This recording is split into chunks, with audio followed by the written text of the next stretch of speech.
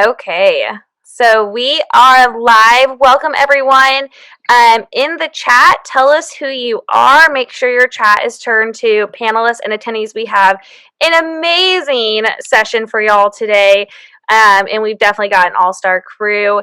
And we were just talking about watches. So, Kolby, what is the number one thing that we need to keep in mind when buying watches? Ooh, the number one thing you got to keep in mind for anybody who's not sure, you have joined the right webinar. This is going to be a go-to-market webinar, but here's a little bonus. No, if you're looking at getting into watches, I would avoid any sort of vintage pieces until you know more about the market. It's much easier to get burned on vintage than it is on new or relatively new. And you all will be hearing so much more great advice from Kolby today. I'm so excited to be up here with everyone. Throw your LinkedIn link into the chat. Make sure it's to panelists and attendees. Let's connect. Tell us where you are coming from. I am coming from Fort Worth, Texas. Kolby, where are you coming from? I am just outside of Boston, Massachusetts. Okay, like Waltham area or? North Andover, if you know the area at all. Very exciting. And Mitchell, where are you from again? Portland, Oregon. Oh yeah, the Wu-Tang Clan. The Wu-Tang Clan poster. Very Portlandia, right? Is that that's just a show, isn't it? Yeah, I mean that's okay. They're from the complete opposite side of the country, but a lot of appreciation, yes. Oh, good. And Andrew, it may look like that's just a fake background, but I'm pretty positive he can also see the beach from where he's sitting right now. Yeah, currently in Mexico, but based in Seattle. Hello, everyone. And then, we have some international folk on here as well. Someone from New Hampshire. Look at that, Brenda. My fiance is from New Hampshire, so shout out to all the people from New Hampshire. Israel, we got South Africa in here. Love it. You know, that's one place I've always wanted to go. Is I want to go like cage diving with the sharks in South Africa. And then drive up. There's like this huge nature preserve up there. It's called Kruger National Park. And you can actually like stay next to all the animals. That's pretty cool. It's in Portugal. Well, we're so excited to have y'all. You are all in for a heck of a treat today. We've got an amazing session. Thanks to our fabulous sponsor, ZoomInfo. I'm so excited. This session today, we're going to be covering everything about go-to-market. So get your pen and paper out, open up a Google Doc. I promise you're going to want to take notes. We're going to have a lot to cover. So I'll kind of get started in here. And just a reminder, Sales Hacker, so excited to be putting this on for all of you. At the bottom, make sure that your chat is turned to panelists and attendees. You want to make sure everyone can see who you are and your questions. And also, there is a little Q&A box at the very bottom. So please make sure that if you've got questions, throw them in the Q&A box. I'm going to be moderating it the whole time, so we'll be answering your questions in real time. We're so excited to have you.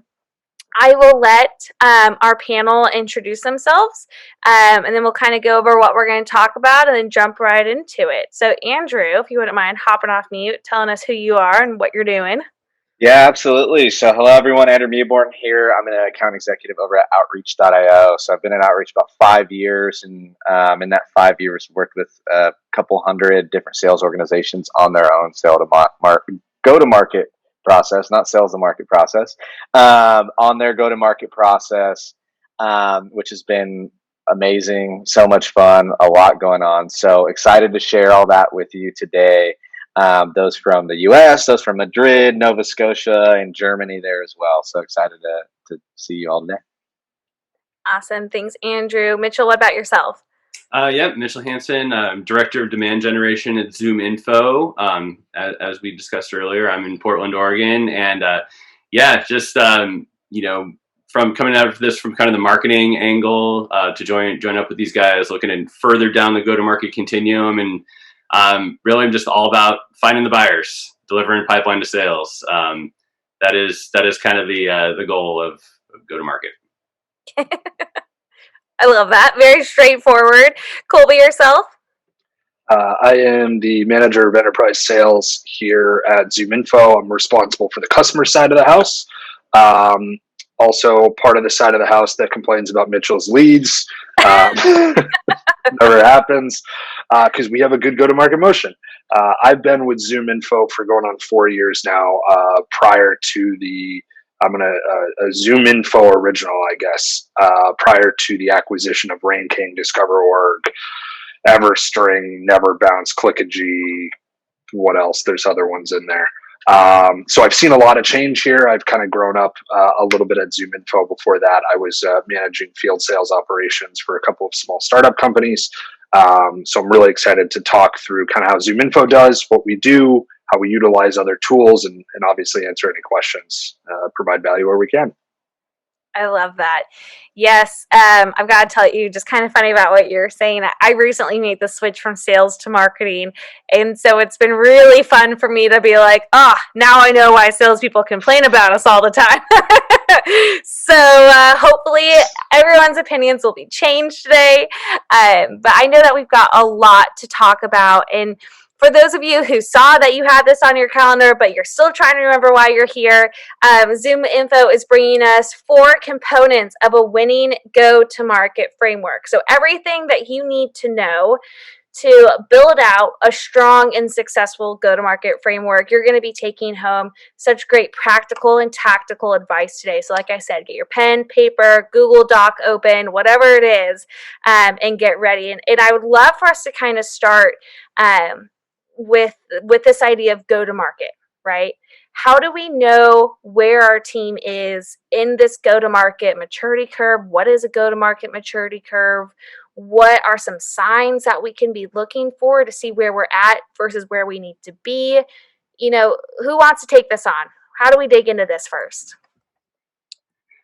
Yeah. I was just going to say, Mitchell, you want to define it, and I think it's probably helpful for I'll pull up ZoomInfo's go-to-market maturity curve while you do that, and I'll take it from there.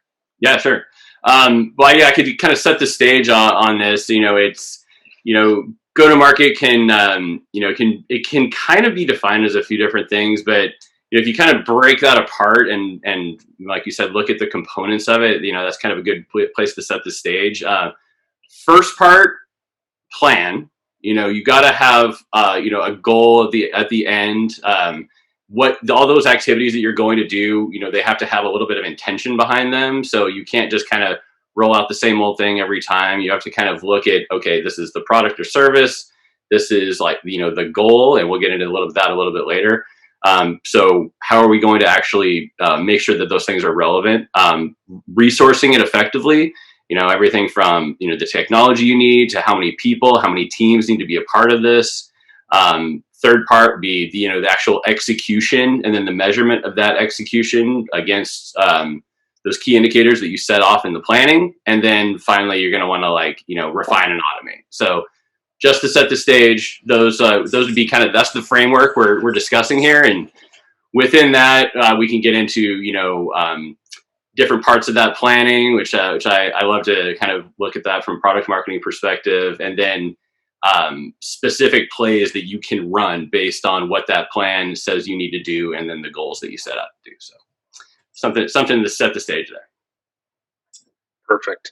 And this is a little, I can't even share my screen. Can I share my screen, please? I gotcha. Yes. Here we go. There you go. Awesome. Thank you. So I'm not going to take you guys through this whole thing. This is something that ZoomInfo actually uses, and it's a little more specific to the ZoomInfo go-to-market maturity motion, right? This is how we help our clients, whether they be existing customers or potential partners, things like that, just kind of understand first and foremost, if you're going to actually create or alter your go-to-market strategy, we need to kind of understand where we are and where we want to go. So sometimes it can be helpful to look at things like this. There's tons of them out there, so don't take this as the sort of be-all, end-all, but you can find this on ZoomInfo's website if you'd like. While I talk through this, the other thing to remember about that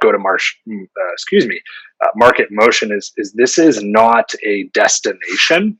It isn't a goal. It's not an achievement. It doesn't stop, right? It's that old adage that it's the journey. So as sophisticated as ZoomInfo and Outreach and many other customers are, it's important to always kind of be looking behind you, around you, and in front of you, and where you want to kind of grow. So if you're looking at this, even if you want to just boil it down to like, how does our actual sales motion work, or our marketing motion, you can look at this and very quickly kind of understand, where are we? Maybe we have some things from this discover phase. Maybe we have some things for this orchestrate phase, but we don't have a really clear, coherent strategy. This can kind of help you guys put that together. The other thing, and we'll talk more about this later, to remember, like, go-to-market motion is, at least in my experience, and when I talk to my clients or our partners, they're always talking about, sales is responsible for this, and marketing is responsible for that, and ops does this thing over there, and we don't really know what they do. People always forget about the customer life cycle, right?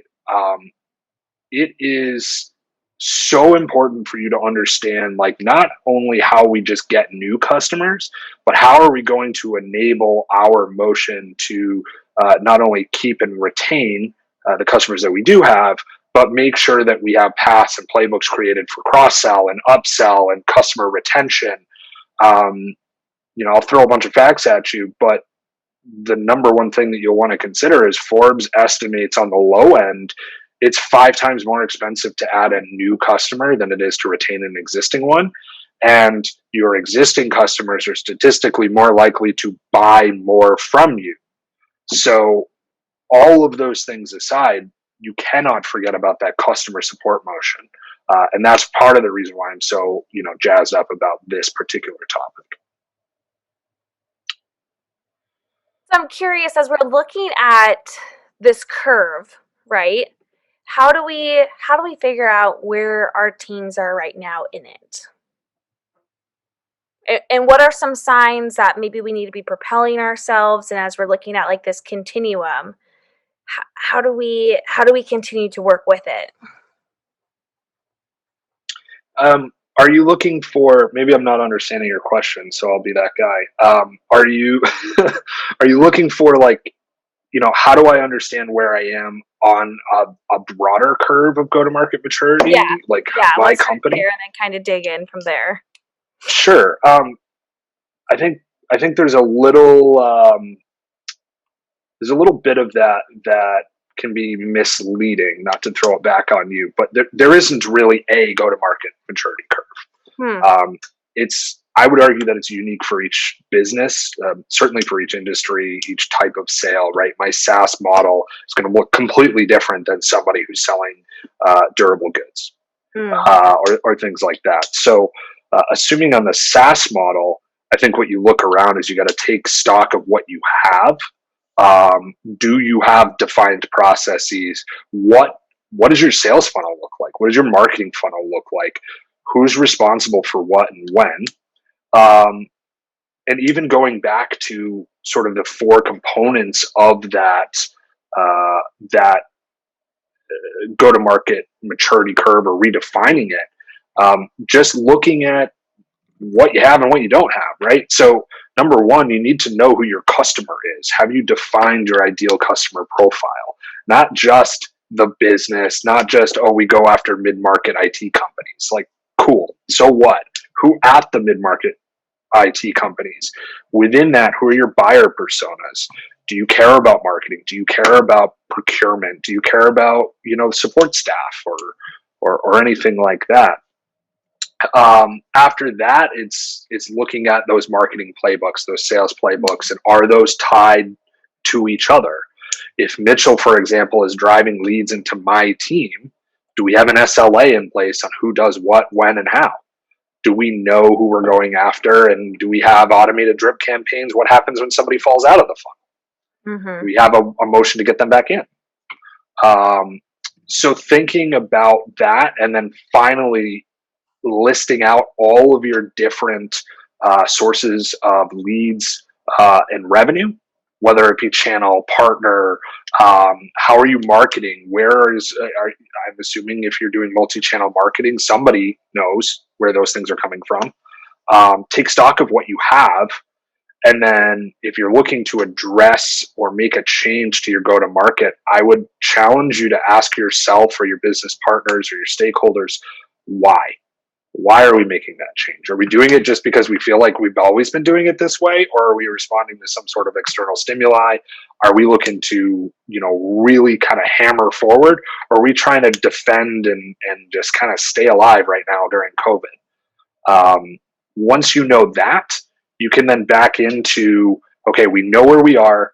We know the problem that we're trying to solve or what that external stimuli are. And then you can back into setting KPIs. You can get external stakeholders and everything else moving forward. But the number one thing you need to do is be able to sort of unabashedly and objectively pull back the covers and kind of see what kind of a mess you have. Hopefully that helps. Yeah, definitely. And Randall asked a good question as we're looking at how to self-assess. What are some of the best strategies that you would have for, or any recommendations for somebody who's about to go through that process? Mitchell, do you want to take it from a marketing standpoint first, and then Andrew and I can jump on from sales? Yeah, totally. Kolby, thank you. As you're talking through that, I kind of keep all these like moments in the recent past kind of come to mind, and I think the number one thing that I realized over the years is just, you don't want to, you want to be really good at your emotions, but you don't really want to be a one-trick pony. You don't want to get caught up into that because, you might have, the same type of thing that you're doing as far as like, whether it's like, just driving like a predictable revenue process. But, you can kind of get, sideswiped a little bit by, it's like, okay, well, this is going to be a little bit different team. Now this is going to be a cross-sell that we need to do. We have our existing core install base, but what if your company for the first time comes up with a really serious need to do a cross sell and you just have no idea what that motion looks like. So you got to do the prep beforehand to because it's going to be totally different than selling into doing it like a total new business play. That's just one example. One thing we see a lot is like the need to build loyalty and, doing things like increasing net revenue retention. That's a completely different thing than just, knocking some content out, generating leads, and then setting demos. What if you're expanding into a new geo? That's going to be a completely different, possibly, thinking about Kolby, going back to the mapping things to the buyer's journey, super important. It's going to be a different journey in a different region, even if it's the exact same product. So what I would challenge people to do is just make sure that you have more than one play in your arsenal so you can be able to match your activities to the goals and the strategy and be really intentional about those things. It's, completely different KPIs, completely different teams are involved, completely different setup on everything from content to your offer management. So all those things kind of go in your, all these like kind of campaign in a box, but you have to match the box to what the strategy is there. So and I would say in a self-assessment too, one thing that we'll go through an exercise is like, to give y'all a hardcore example here, a common trend that we hear is like, hey, we're in this new world, we're trying to go digital. Okay, go digital, great. Like what does that mean, right? So I think what's interesting is defining what that end goal is and then just reverse engineering the pieces that you need to get to that end goal. So if going digital for y'all means that we need to source 50% of pipeline now through digital assets of some sort because now we don't have events and that 50% of pipeline from events is gone. Okay, well now if we need to source 50% of our pipeline from digital, how do we get there? How are other companies doing it? And let's work backwards from there. So I think that's one great way to self-assess that. If your end goal, of course, is being digital. But Mitchell was talking about upsells and, all these different essentially workflows or use cases. Again, it starts with looking at the end goal and then just reverse engineering that backwards. Now, where the art is how do you reverse engineer that and keep in mind marketing and sales, which I think is interesting, right? Like how do you essentially put the components together there with those cross-functional teams? So I'd love to hear from Mitchell on that side. Like, let's say, hey, an organization is trying to go digital in some sense, right? Like, how do you work specifically with the sales side of the house to define the tactics, the strategies in order to achieve that overall end goal? Yeah, totally. I mean, it's all about, thinking about, okay, this is what we're trying to get out there. Because I always come back to, whenever I'm in doubt, I got to say, and I tell this to my team all the time, whenever you're in doubt, just remember you have two jobs: just find the buyers and hook sales up with pipeline. If you're doing those things, you're doing a good job. But there's, the buyers for one thing, are not going to be the same buyers for another thing. And where you find those buyers and how you define them to find them, looking at your media plans and all that, everything that goes with that, you have to totally look at that differently. And for me also, it comes back to the segmentation strategy as well, because I always like to give our product marketing team a lot of props, because they make our job a lot easier. And whenever we're starting a new initiative, or even, doubling down on an existing one, going back to the research, the planning, the definition of who we're selling to, that's always a guiding light for us. So, you want to latch onto that, but you kind of need to rethink it sometimes, because, segmentation and, going back to Kolby mentioning defining buyer personas, ICPs, there's a lot of ways you can kind of take that to the next level, I think. And that would be one thing I would point out as, how is your maturity on just being able to define your buyer to be able to find them? So some things you can do to help sales out is like really getting granular with those things, and using things like not just like, what's your job title, what's your company size. Those are really important, but there's so many things now, like I like to call it the fourth and fifth dimensions of segmentation, which is getting at a lot of the more hard to access things about your buyer, and a lot of times that's the psychographics. So I'll say it again, it's the psychographics. Like, we know who you are, we know what company you work for, but how do you feel? How do you think? How do you buy? What are your hopes, dreams, and fears? There's a lot of ways you can get at that now.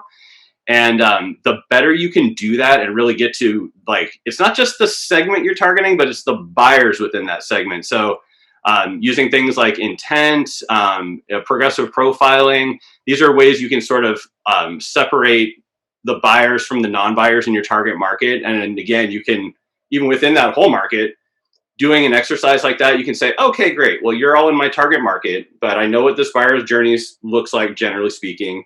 So what can I do to sort of take the temperature of these different market segments and say, okay, well, this is who you are. This is where you're kind of at on your journey. So let's try to do what we can to sort of illustrate that, or like not just surface those buyers and kick them over the fence to sales, but say, kind of give them a sense of how, of this market. Here's who's here, here's who's there on the journey. And now we can sort of, when we hand off to sales, like if I was going to hand this off to Andrew, I say, okay, well, so-and-so's here on their journey, so-and-so's here on their journey. So we want to approach these people in a certain way, approach these people in a certain way. And so now we're doing a lot more than just saying, oh, it's VPs of sales at a SaaS company. It's getting a lot more in depth there. And then, I try to sort of play that through. For product marketing is always doing a great job in defining this out of the gate, but job and demand gen is, we're not just the street team over here. We are, but at the same time, we have to validate back to them a lot of those facts that could be somewhat of assumptions. So all that sets it up for when those people finally make it through that, and it is time to hand off to sales, that handoff is way tighter. So that's something I'm always trying to get better at. But you got to just like master the fundamentals, and then, okay, what can I do to take this to the next level? And how do I need to resource up to be able to do that? Hopefully that made some sort of sense. So if we can just pause for a second here, we've got a lot of questions based off everything we just talked about for the past 20 minutes. And one of the things that many of you are talking about is leveraging different tools to understand your intent data and what your customers' hopes, dreams, and fears are. And so Eduardo is kind of wondering what tools would you recommend? What works really well with understanding intent data? All that good stuff. Yeah. Eduardo, thanks for the softball. You should just buy ZoomInfo and Outreach. No, so from an intent standpoint, there's I seriously would recommend that you reach out and get in contact with ZoomInfo, and we can make sure that someone reaches out to you, because this is a whole nother world. And we talked about that forever. But when you're looking at things like intent, you said psychographics. I've never heard that. I love that. The other thing is customer technographics, right? Particularly in a SaaS model. What tools are they using, right? So Andrew, for example, I bet he would want to know that these people in their target market who match their ICP are actually using Salesforce and a mail server that integrates with Outreach. ZoomInfo, we want to know, are you using Salesforce? Are you using potentially a competitor of ours? And that's all data that ZoomInfo has from the intent side, as well as the technographics. We can help you kind of narrow down even further who your ideal customer profile is. And then when you look to introduce more complexity or more automation to that process of your go-to-market, you can then individualize playbooks, and Mitchell's team can use that information by reaching out to potentially even competitor customers of ours and pushing a thumb in those pain points, or maybe where a ZoomInfo, for example, might be better suited for the type of pain that people in that industry typically experience, particularly if they're using this competitive solution. Mm-hmm. Yeah, that's a great point, Kolby. I think one very estimated component is looking at what technologies folks have versus just y'all mentioned just titles. Titles are great, but even in today's age, after 5 years of just looking at outreach and organizations that use it, it always comes down to technologies that they use as well. So let me give you an example.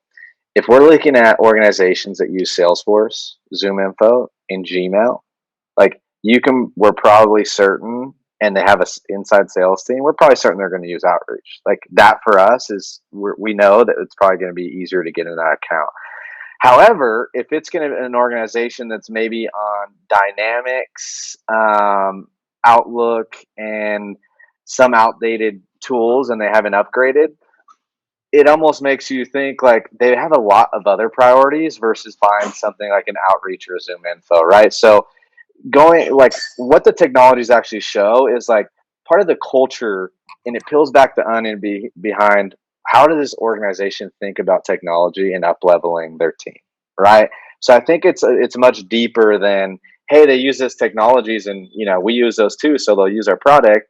It's more peeling back the onion of like, what's the internal culture look like, and do they have an appetite for stay at the forefront of new technology to reach whatever goals it is or solve whatever problem. So I think that's really the importance of understanding the technologies there too. Kolby, Mitch, I don't know if y'all would agree with that, but that's something that I found pretty interesting. I'll stack one thing onto that, and I like what you said there, Andrew, about kind of getting inside the what can I see just on a bunch of data points that can kind of tell me what the story is there. And I agree with everything you just said, but also you can kind of see like where they're headed, I think too, or other indicators of like, what is the kind of idea there? Like for us, we see that companies that are founded before or after a certain date might be sort of an early adopter or, laggard on new trends and new technologies. So that is sort of indicative of the mindset of that company. So, which is good because it doesn't necessarily qualify or disqualify them, but that's going to tell us how we would approach that and try to match. Then we start doing like solution selling and matching the value against the pain points and all that stuff, like Kolby said. But then other things like technologies is a good one. But just straight up, are you growing or are you struggling right now? For us at ZoomInfo, I mean, if you're a fast growing company, great, let's pour gas on the fire. But if you are having some trouble for whatever reason, then great, let's turn this around for you. But it's all about, which flavor of the message or how do I want to package up our value prop within a message to be able to have it resonate with you. And just something as simple as that might might say, okay, if I'm Kolby's team or Andrew's team, like this is the play that I'm going to deploy here because of what I know. And, that's what you can know now is just pretty deep. So other ways to tap into that. Well, and Mitchell, something you're talking about too is growing very quickly, and that actually ties into one of our questions: is what are your thoughts on scale momentum? Because cross-selling and/or upselling are applicable usually for companies that are already ramped. So, what would your thoughts be around that? Yeah, I mean, even if you let's say you just have one product, which is a lot of times, maybe you have one product, but then you can think, okay, how can I get more out of this? So there's a couple of ways I might approach that. One is, you probably haven't exhausted every single channel you have to be able to, really just find 100% of the buyers for whatever the target market is, even if it's just for one product. So, one thing I'm really big on is really diversifying the marketing mix. If you're too reliant on one tactic, if you have a nice diversified set of tactics, each of these tactics has a little bit of a different job. You might have something that's for like name acquisition, some things are for nurturing, some things are for sales enablement. So really diversifying your marketing mix to be able to make sure you're finding all your different buyers at all the different points in the journey, where they live. I might love, paid social on LinkedIn or something like that, which is great. But are 100% of my buyers there? Probably not. So I could tune that channel to the ends of the earth, and it's not going to give me all the results I want. So you have to, take a step back. If you're a demand gen, especially, am I diversifying this? Am I acquiring? Am I nurturing? And am I enabling sales? So that's one thing. And then also, just even if you have one product, you still might want to introduce that to a new market. Like, maybe you're just North America and you want to get that one product into EMEA. That's a completely different set of programs, a completely different set of vendors. Messaging might even be different. Hey, even localization and language might be different. So, while you're waiting for that next, your product team to kick out that next product, what can I do right now to fully exhaust my opportunity that's right in front of me? That's actually really good. Not lose anybody, by the way, because we also have to keep these customers around. So sorry about that. Just thought about that, but okay, great. I'm in marketing, I'm in demand gen, but there's still things I can do to set up, the rest of the downstream continuum, customer success, account management, to prevent those customers from slipping away. So one of the questions we just got kind of deals with what you're talking about in how do we prevent customers. And Lindsay asked a good question, and I'm curious to personally myself to hear what these responses are as well. What are some good tips to help fast forward our sales team into a new virtual world when they're used to primarily knocking on doors and face-to-face interaction? So I guess especially for those of us who were in the enterprise space and now we can't schmooze and booze as much, what you can. You're just doing it alone. Yeah, it's then you start going to meetings. So the wrong kind of meetings. Yeah, I'm going to jump in because that's actually the space. Before here, I was managing a field sales team, so I totally get that. And we have that conversation all the time. It was, back March, April of last year. It was like, holy cow! Like, how are we going to do this? And then we had a lot of people sort of think, well, you just kind of got to survive until the summer, and then it'll be fine. And I think now we're seeing it again because people are realizing, like, wow, this is not going to go away. I think this is a really sort of important distinction. Like, this is an opportunity. Running a field sales organization and having people door knocking, that's really inefficient and it's really expensive. yeah. And we have so many different ways to get in touch with our buyers now, in authentic ways, right? So we can do ad retargeting with Mitchell. We can track people. ZoomInfo's got tons of products, and there's tons of other vendors out there that are going to be able to help you guys determine your buyer's path to getting to where you are and retargeting them. And once they get on the website, what are they up to? How do I get them to fill out a form? All that good stuff. But if you're trying to make that motion successful, there's a couple of things that I'd wonder. One, why were you guys doing the field sales motion in the first place? Was that out of necessity? Was it just because that's how you had always done it? Is that something that's really specific to your industry? Like, I don't know. I would answer those questions first, and then that will kind of help you understand, like, what do we need to change? Number one, these people probably are used to walking around in a zip code and door knocking, literally door knocking, not knowing who's out there. So they need a way to prospect, and they may not know how to do that right now. So there may be some enablement that needs to happen, and that's something that hopefully you have resources internally, but there's definitely tons of webinars. Obviously, Sales Hacker is a great resource for that as well. But you also need that prospecting tool like ZoomInfo, like somebody else in that space, and then look for ways to help automate that process for them. Automation tools like Outreach, like SalesLoft, there's other ones out there as well, where you can almost kind of prescribe email follow-up cadences and things like that. So you work with demand gen to redefine and identify your ICP, who you want to go after. There might be a motion of enablement that needs to happen with your sales team. Make sure that they know how to prospect, and make sure there's a continuous feedback loop between the people that were quote unquote on the streets and your marketing and your support teams, your operations, your sales enablement. Because you guys are going to have to figure this out together. There isn't a, oh, cool, all you have to do is this. I wish it was that. And if I knew how to do that, I'd probably, go do that for a living for other people.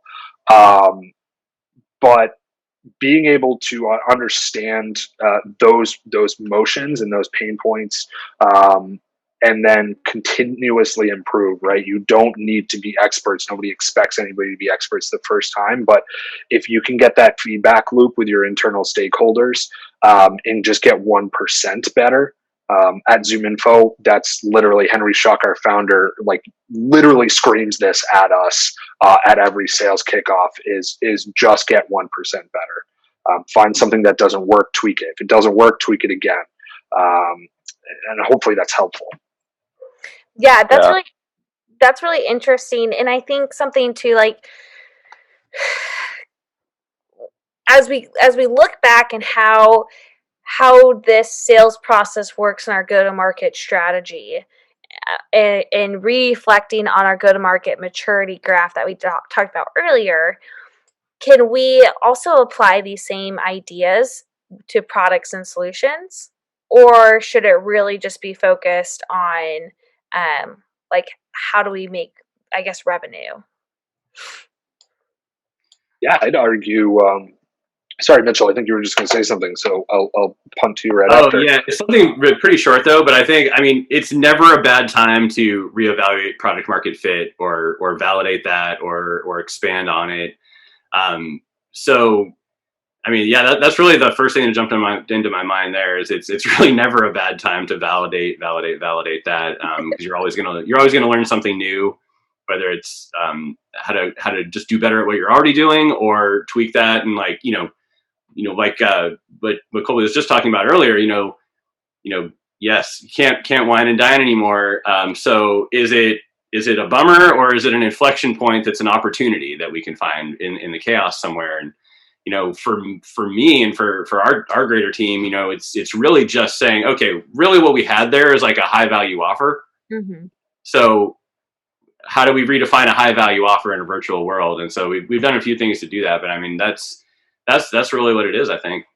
Sorry, that's my only thought there. Yeah, I think something interesting, what I see the best organizations doing is like understanding, going back to your ICP is going to be the most important part of this equation, right? Because you need to understand who your people are and then match that to where they live online. Just to make it simple, right? Are they, and we hear a lot like, oh, should I use LinkedIn touches? Should I use Twitter touches? Should I reach out to them via this? And it always comes back to, well, where does your ICP live? Where are they? For us, it's LinkedIn, right? So, okay, great. Now we look at, okay, well, how do we create a system in which we can test new concepts and ideas on these channels? This goes back to what Mitchell and Kolby were saying on that feedback loop. There's no silver bullet, and the organizations that are figuring out the best right now are the ones that are testing the most. they're experimenting the most because no one has the answer. Outreach, we don't have the answer, right? If we did, we we'd be growing a lot faster than we are, which we are already growing fast. But it comes down to like, can you experiment? And then going back to the part about the tools is you need the tools in order to experiment and have that process defined, right? So you're putting out messaging on there, what's resonating, right? And when it comes down to testing this different content on those channels where your folks are living, what are you exactly testing? You're testing two things, I think. The hook, like what's grabbing people's attention in this world when you have less than a second to grab their attention. And then once you grab that attention, what's the offer? Going back to what Mitchell said. Is the offer good enough to stand out and have someone give you their time when they're on Zoom 8 hours a day, right? So I'll tell you all some experiments that we're running today. So, it's super competitive out there in the digital world now because everyone had to do it, right? Everyone's experimenting. Well, hopefully, everyone's experimenting, but the best definitely are. So if we look at the hook and the high value offer and what we're testing, what we started to notice is, a lot of these cold emails aren't working anymore saying, hey, can I get 30 minutes, right? Not empathetic, not working. A lot of you have probably seen it. So what we said is, what are some higher value offers? Those came out to be a few different things. Hey, let's do VIP book clubs with VPs that are our ICP. That's no more than 15 people, right? Make it exclusive. Let's do some sessions with famous comedians where they can do a stand-up show with our ICP. So again, we looked at the offers and I started to understand, okay, this is working for us. These are what people will give us their time for in order to start a conversation, not necessarily close a sale. So again, just going back to that, experimenting, and when experimenting, looking at the hook, looking at the offer, those are going to be the most important parts there. And if you have to do anything at all, just get started experimenting. I would say is the biggest component right now. I would love to hear from you, Mitchell and Kolby, on kind of what is ZoomInfo doing right now with your go-to-market strategy. How have y'all had to adjust, and what are some adjustments that you think might be permanent going into the next 2 or 3 years? Yeah. So we're doing a lot, is the short answer. We sort of pride ourselves in this, we're a big company now, right? Like we've exploded. We're publicly traded, believe it or not. But we still need to sort of trick ourselves into thinking that we're this scrappy startup. We have to be disruptors in the market. We have to continuously drive value. We are a premium provider in the space, and we need to behave like that. And part of that is, we look at, to go back to that original question about, hey, can we apply this to product marketing? Like, heck yes, you can, and you absolutely should, for either existing products or introducing new products or introducing them to new markets. So, for example, one of the things that we are looking at, particularly with the sales motion, is how do we get into more of the APAC region? We're doing a little bit of A/B testing with that right now. You obviously need to have the data in there. We've had to redefine our ICP. We know people in that market buy differently. If you look at GDPR, for example, the global data protection regulations that exist for basically all of Western Europe, they buy and use our product differently. And we need to have different playbooks, but we also know that the reason why that they buy and use our product differently, being GDPR, that's also a huge compelling value for ZoomInfo because we are GDPR compliant. We can be part of that solution, and we can talk you guys through that and how to do that. So that's a very real example of a smaller SMB company that is really focused on shipping and logistics in the continental United States. I can pretty much promise you doesn't even know what GDPR is, let alone place a value or premium on that. But somebody who's a multinational shipping organization absolutely does care about that. And there is value there, and we can charge a premium for that. So just even understanding that about your market is really important. And having the data to back it up.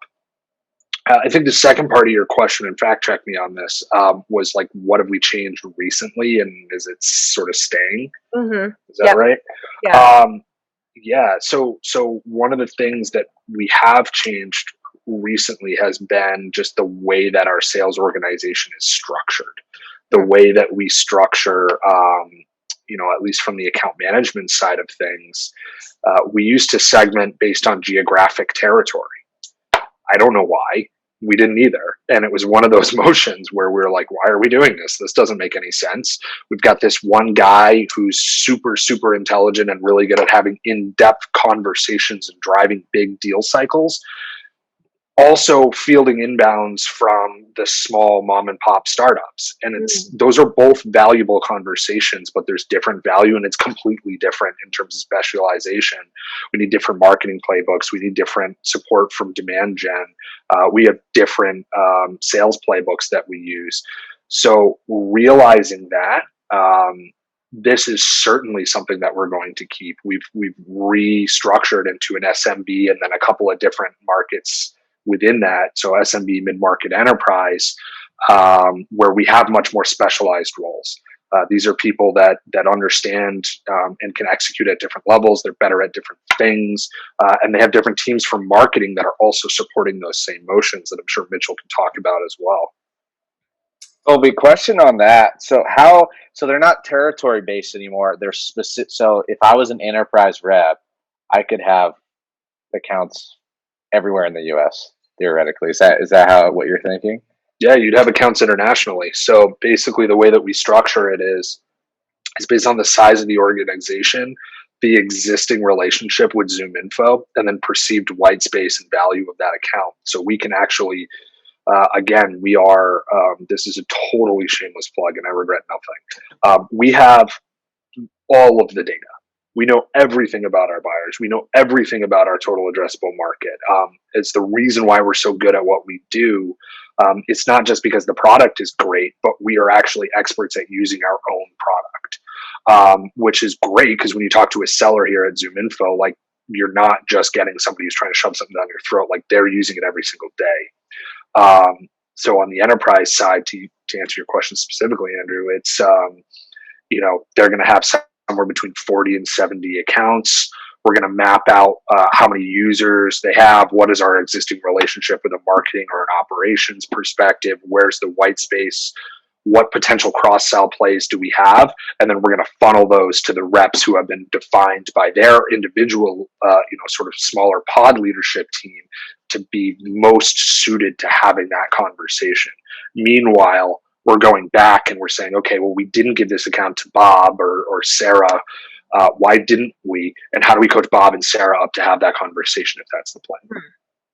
Yeah. And Mitchell, with that, I mean, I'm sure you didn't just flip the switch and you're like, all right, well, if they're doing that, we're going to flip the switch over here and it's all good. How did that impact what you did from a demand gen perspective, that whole model change that Kolby just described? On that particular, my team didn't actually feel that too much. But there are a couple of things that I've seen kind of just start since I've been here over the last 7 or 8 months, that we're doing a little bit, but it's a way bigger part of the playbook now. And we're doing a lot more on what we call like a win back motion. So as we sort of scale the whole, the lead gen engine, with getting really good at the handoffs to sales, good SLAs in place. Like Kolby said, we're growing so much that you have to do enough to feed this entire ever growing sales organization. So we had to kind of take a step back and say, okay, well, we can't just we're doing everything we can on organic channels. We're doing everything we can on paid channels. How can we get more out of this without just breaking the bank and making our some of our efficiency metrics kind of fly out the window? And so this kind of like no lead left behind mentality that we have right now, which is set up with this has been a lot of the channel diversification that I was talking about earlier, specifically on my team. I think when I got here, we were doing 3 channels really well.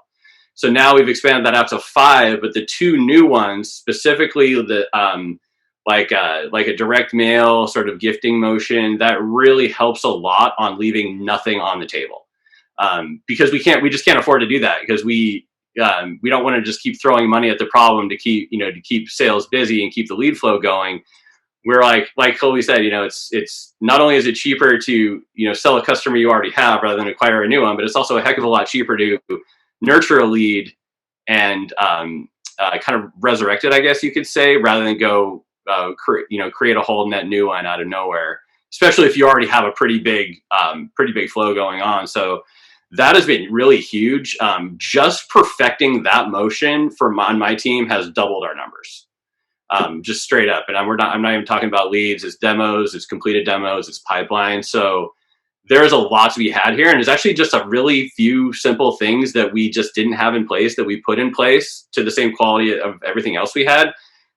Complete game changer. And so now we have a diversified lead mix, and we're not only is it diversified as far as like what the tactic is, but we've been able to identify this tactic works really great doing acquisition. This tactic really works great doing nurture.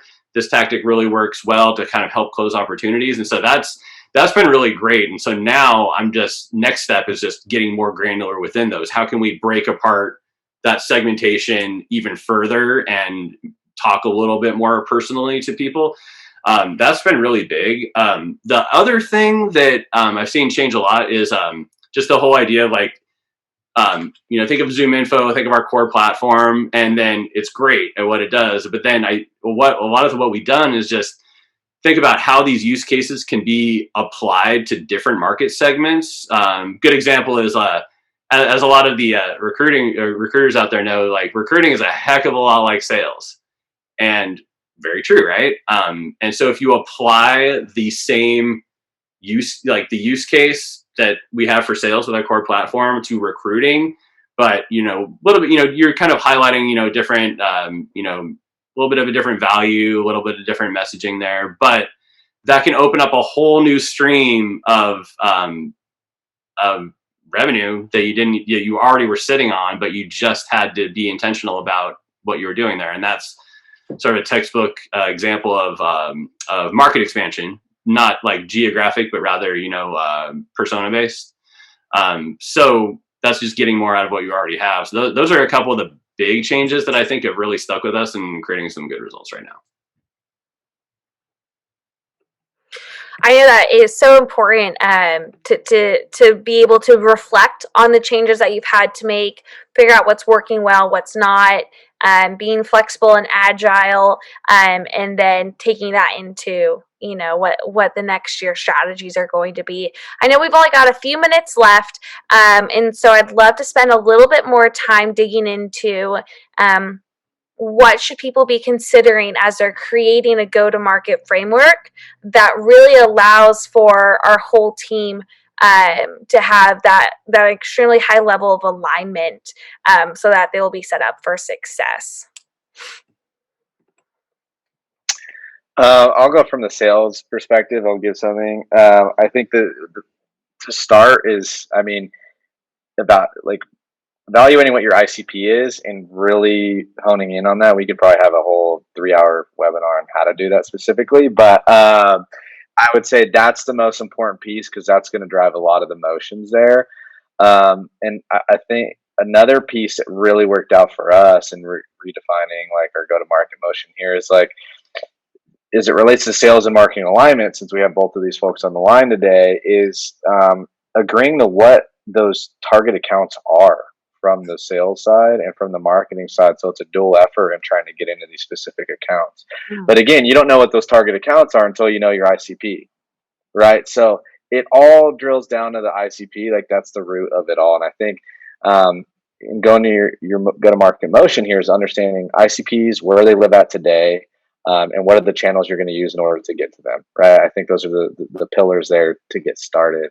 And then from there, you can start to layer everything on top, right? But if you don't understand in the digital world today where they're living, that's going to be, a crucial part and pretty important to understand. So I don't know, Mitchell, Kolby, what do y'all think? Would you agree with that? Where would someone start today in redefining that whole go-to-market motion?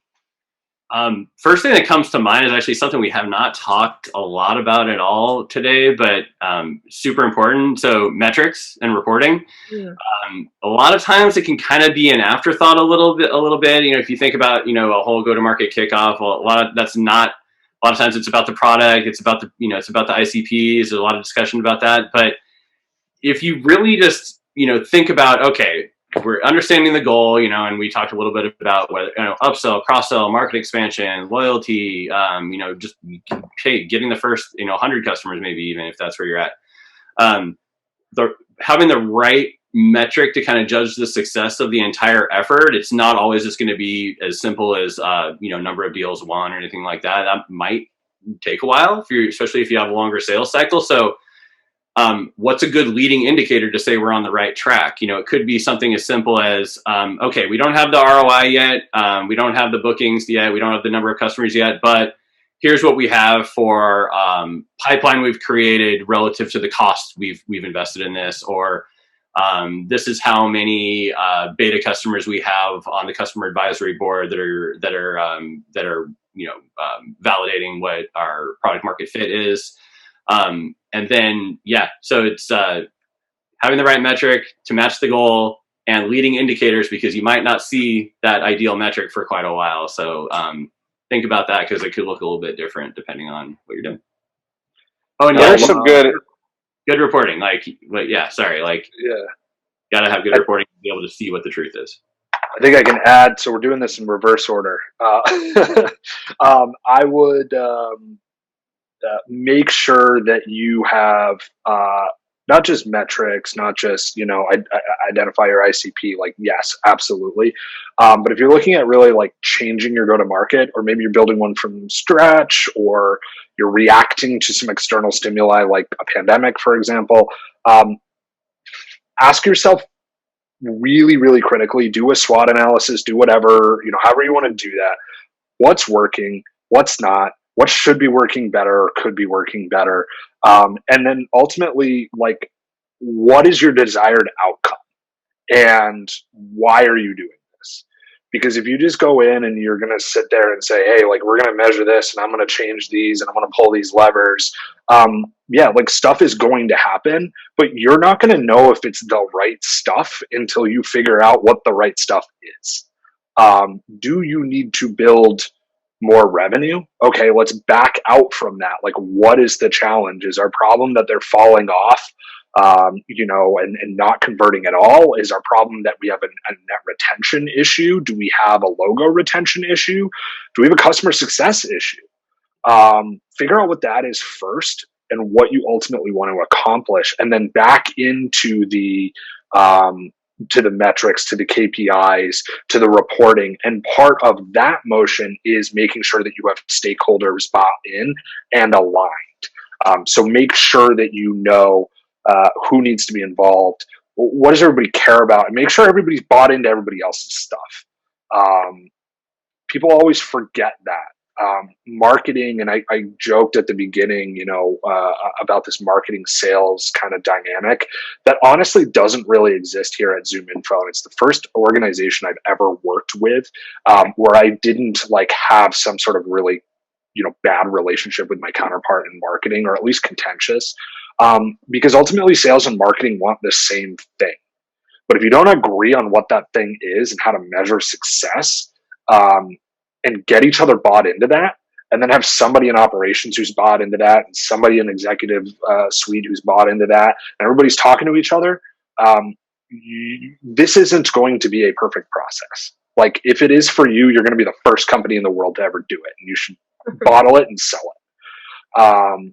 You got to foster that relationship, and you need to have this stuff documented. It needs to be a continuous feedback loop, and you need to be able to go up and say, hey, Mitchell, that thing that we were trying to do, that retargeting, we're getting a ton of leads, but they're the wrong people. And then Mitchell should feel comfortable to push back and be like, hey, what's the messaging? What sales playbook are you running? Are they the wrong people, or is it a product fit, or is it a solution fit? Now we got to go talk to product. But if we're all bought into that originally, it's going to be a much easier conversation. Yeah, Kolby, what I'm hearing you say is have a common goal.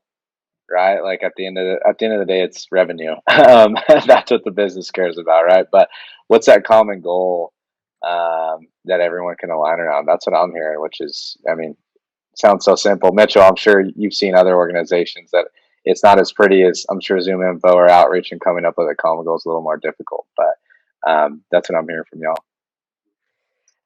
I think that's great, and I think it's a good ending point for us as we've come to the end of our time. We've definitely discussed so many different facets of this go-to-market strategy, whether it's looking at alignment, looking at adaptability, and how agile we can be with our teams, to understanding how do we also leverage this for our products, and what are some best practices around that. So thank you so much, Andrew, Mitchell, Kolby. Thank you, ZoomInfo. Thank you, attendees. Once again, everything's going to be sent to you via email within 24 hours of this event, so you'll get the recording.